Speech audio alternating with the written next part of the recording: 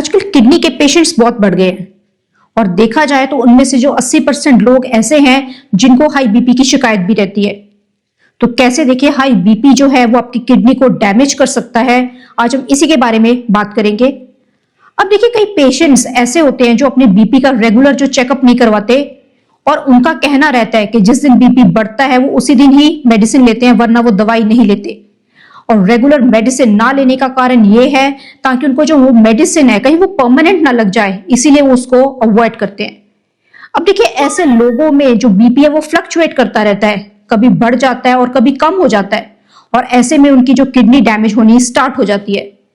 क्योंकि हमारे किडनी को भी क्या है, काम करने के लिए एक स्टेबल प्रेशर की जरूरत होती है और उसका काम है फिल्ट्रेशन करना।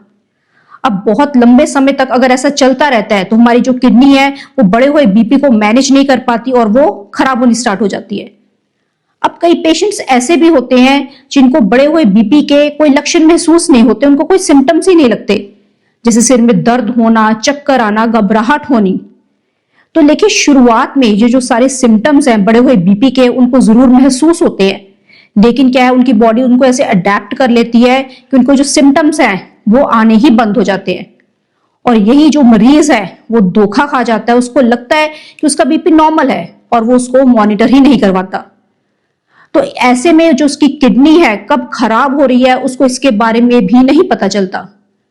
तो देखिए इसीलिए बीपी को, हाई बीपी को खासकर साइलेंट किलर भी कहा गया है, क्योंकि हमारी किडनी के अंदर जो फिल्टर्स होते हैं जिनको हम नेफ्रॉन्स कहते हैं वो एक आप देखेंगे बहुत नाजुक होते हैं और महीन जाली की तरह होते हैं। और हाई बीपी के कारण ये जो फिल्टर्स हैं ये धीरे धीरे टूटने लग जाते हैं। और इसी के कारण क्या है कि हाई बीपी के कारण हमारी जो किडनी है उसमें उनकी नसों में एक मोटापन आ जाता है, जो खून की सप्लाई है वो कम होने लगती है और जो हमारे फिल्टर्स हैं वो सिकुड़ने लगते हैं। और इसी को मेडिकल भाषा में हम बोलते हैं हाइपरटेंसिव नेफ्रोपैथी। तो इसमें क्या होता है कि किडनी जो होती है हमारे धीरे धीरे इसके अंदर डैमेज चल रहा होता है और हमें खुद को ही नहीं पता चलता।